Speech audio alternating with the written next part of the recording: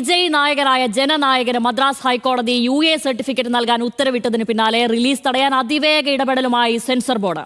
UA certificate അനുവദിച്ച മദ്രാസ് ഹൈക്കോടതി വിധിക്കെതിരെ നിമിഷങ്ങൾക്കുള്ളിൽ സെൻസർ ബോർഡ് അപ്പീൽ സമർപ്പിച്ചു.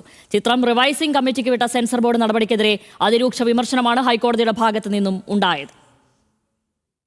രാഷ്ട്രീയ വിവാദത്തിന് വഴിവെച്ച വിജയ് ചിത്രം ജനനായകന് UA സർട്ടിഫിക്കറ്റ് നൽകാൻ ഉത്തരവിട്ട മദ്രാസ് ഹൈക്കോടതി സെൻസർ ബോർഡിനെതിരെ രൂക്ഷ വിമർശനമാണ് നടത്തിയത്. ചിത്രം റിവൈസിംഗ് കമ്മിറ്റിക്ക് വിടാനുള്ള സെൻസർ ബോർഡ് ചെയർപേഴ്സന്റെ തീരുമാനം ഹൈക്കോടതി റദ്ദു ചെയ്തു. സെൻസർ ബോർഡിന്റേത് അപകടകരമായ കീഴ്വഴക്കമാണെന്നും കോടതി വിമർശിച്ചു. കോടതി വിധി പുറത്തുവന്ന് നിമിഷങ്ങൾക്കകം സെൻസർ ബോർഡ് ഡിവിഷൻ ബെഞ്ചിൽ അപ്പീൽ നൽകി. ഇതോടെ വിജയ് ചിത്രം പുറത്തിറങ്ങാതിരിക്കാനുള്ള രാഷ്ട്രീയ നീക്കമാണ് സെൻസർ ബോർഡ് നടത്തുന്നതെന്ന വിമർശനം ശക്തമാവുകയാണ്. പൊങ്കലിനോടനുബന്ധിച്ച് വെള്ളിയാഴ്ച റിലീസ് ചെയ്യേണ്ടിയിരുന്ന ചിത്രത്തിന്റെ തീയതി അവസാന നിമിഷമാണ് മാറ്റിവെക്കേണ്ടി വന്നത്. മതവികാരം വ്രണപ്പെടുത്തുന്നുവെന്ന് ആരോപിച്ച് ലഭിച്ച പരാതിയെ തുടർന്നാണ് ചിത്രം റിവൈസിംഗ് കമ്മിറ്റിക്ക് വിടാൻ തീരുമാനമെടുത്തതെന്നാണ് സെൻസർ ബോർഡ് വാദം. കഴിഞ്ഞ മാസം 18-നാണ് സർട്ടിഫിക്കറ്റ് അനുമതിക്കായി സെൻസർ ബോർഡിന് മുന്നിലെത്തിയ സിനിമയിലെ 27-ലധികം സീനുകൾ വെട്ടിമാറ്റണമെന്ന് നിർദ്ദേശം നൽകിയത്. ശേഷം സീനുകൾ മാറ്റി 24-ന് വീണ്ടും സിനിമ സെൻസർ ബോർഡിന് മുന്നിൽ സമർപ്പിച്ചു. അപ്പോഴും സർട്ടിഫിക്കറ്റ് അനുമതി നൽകിയില്ല. ഇതോടെയാണ് വിജയുടെ അവസാന ചിത്രമെന്ന പ്രത്യേകതയോടെ അവതരിപ്പിച്ച ജനനായകന്റെ റിലീസ് തീയതി മാറ്റിയത്